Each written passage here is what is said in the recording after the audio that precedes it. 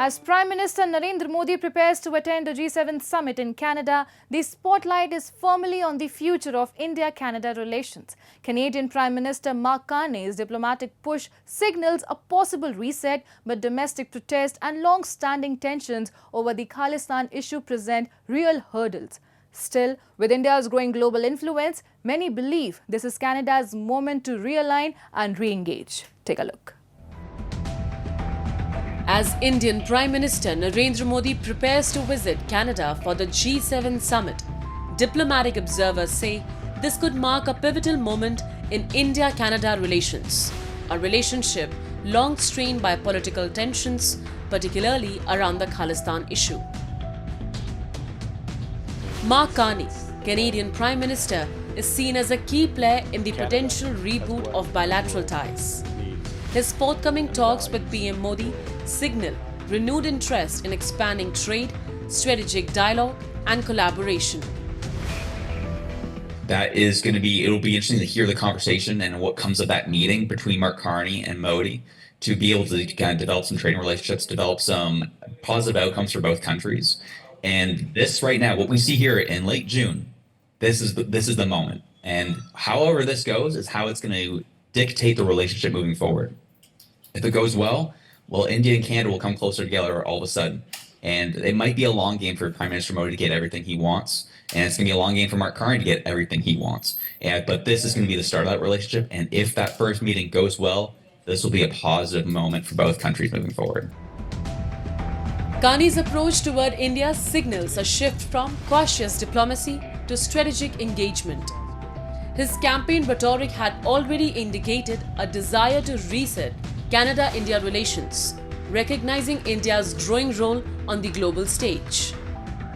Now, with India recently surpassing economic milestones to become the world's fourth largest economy, that reset is more urgent and more politically significant. Well, I think Mr. Carney, when he was running during the campaign, he had already said that he wanted to reset Canada-India relations. I think at that time, India hadn't graduated to the fourth place. And so he already saw the importance and significance of the country on the international stage. And I think that now that India has moved to the fourth place, that only probably encouraged him more.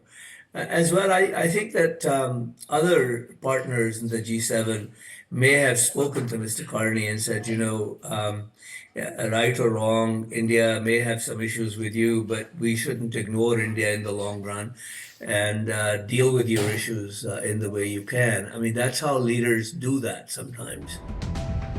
Any reset, however, faces immediate challenges.